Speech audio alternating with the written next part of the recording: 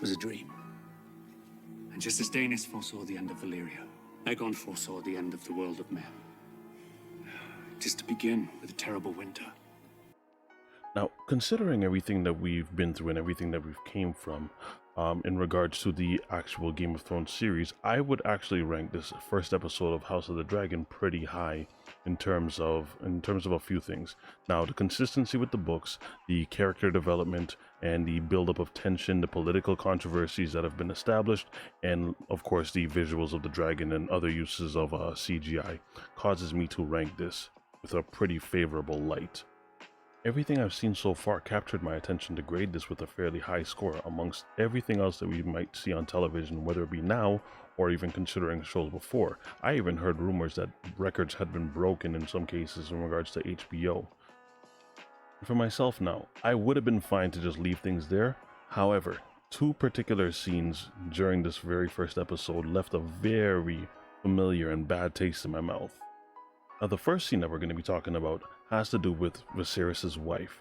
She is killed as a result of a C-section, which resulted in a lot of blood loss. Now, during this particular scene, Rhaenyra orders her dragon to come down from the mountain and burn the body, which is all fine. Now, he creeps down, and one of the first things that I noticed was how off the CGI looked.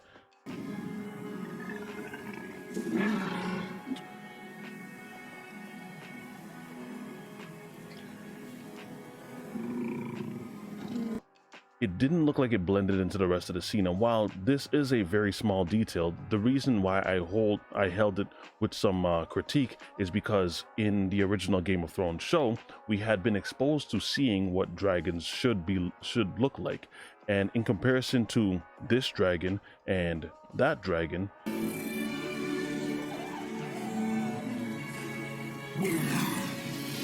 it was night and day. It really didn't fit, and you could tell that it was a very fake shot, and it almost looked like if not a lot of work had gone into this one particular scene in comparison to other shots that had been done earlier or shots that had been done later. This one just looked off to me.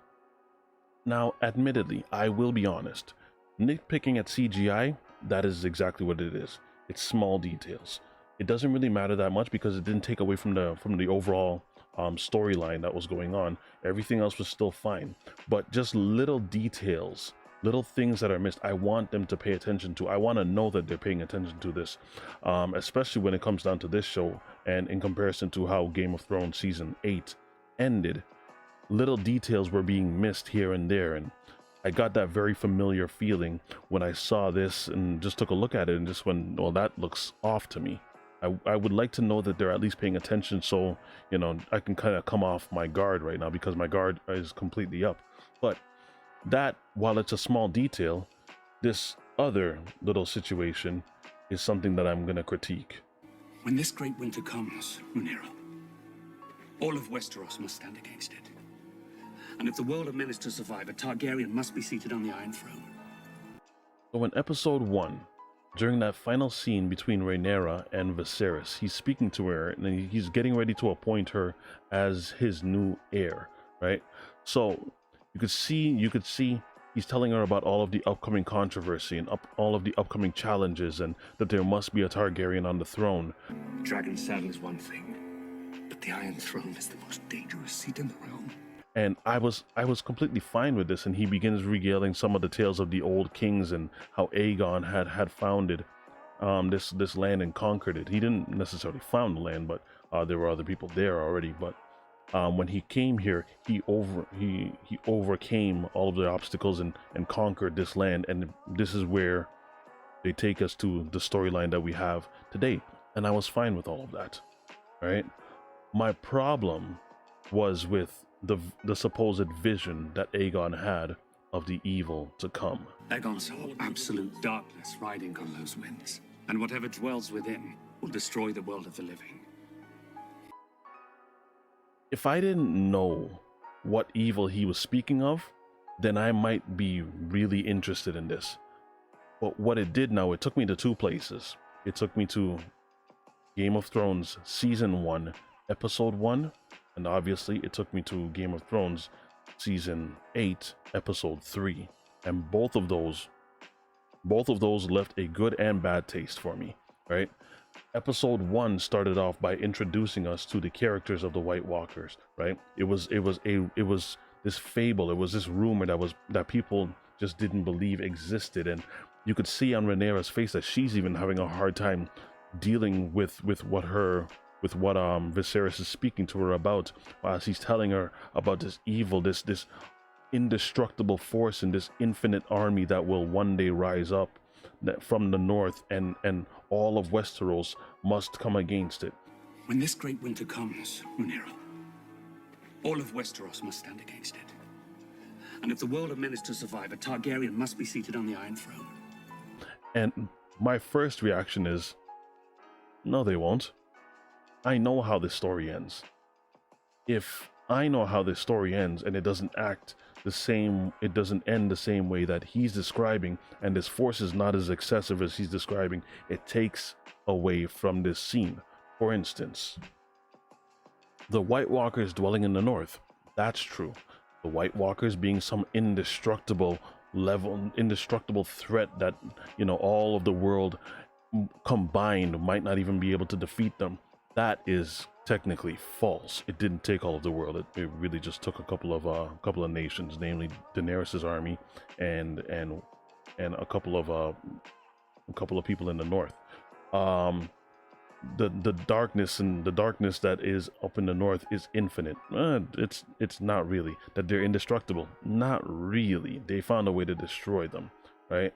Or that they were this menacing threat that people would have to put aside all their petty squabbles. That's false. They went right back to petty squabbles.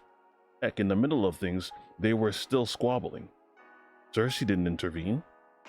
The way he's describing things almost made me wonder if he was talking about something else, but then of course we know that he's talking about the White Walkers. He's talking about ultimately the Night King, right? Now, all of what he was describing would have been great, except we got none of that, right? There were so many problems and questions that were unaddressed, namely the first episode where the White Walkers were introduced. They left a symbol on the floor. What did that symbol mean? Did it have any significance? Yet another unanswered question. The situation with Craster offering those sacrificial babies, what was that about? Jon barely survived one encounter with a general who he was fighting solo in Hardhome. If he could barely survive that, how did so many in the last episode managed to survive being hoarded and crowded by so many White Walkers? How many times do we see Brienne or Sam just flooded and nothing happened to them because there was obviously plot armor? Bran reveals how the Night King was created, and we never really learn why. Jon was brought back for a purpose, and we never really ultimately see the purpose of why he was brought back by the Lord of Light. And who was the Night King before all of this? What was the foreshadowing behind all those spirals that he kept on leaving everywhere? What's his relationship to Bran? All of these are questions. I could feel myself starting to get tensed up again. All of these are questions that ultimately took me out of that scene. Everything else, though, I think was fine. What I think this show should do, I understand the fact that they're going to continually reference Game of Thrones, right? They even showed the dagger that Arya stabbed the Night King with. I get it. They're gonna reference the show because it's a prequel. That's cool. All I'm asking is leave the Night King out of this. In terms of major enemies that are built up and you never really see their full potential, I think he's at the top of the list. So therefore, if this show were to just continue and they continually reference, Game of Thrones and different houses and families here and there and different levels of squabbles here and there, I think I'd be fine. But when they start getting into the talk of the undead and the Night King and the darkness in the north and the wall and all of that, just leave that out. Do yourselves a favor and just leave that kind of talk out, because that threat level that you're describing, it really wasn't much of a threat level. As for the long night, I wasn't aware that considering, a couple hours is really a long night. The way that they described it, it sounded like the long night was going to be a few weeks, maybe a few months.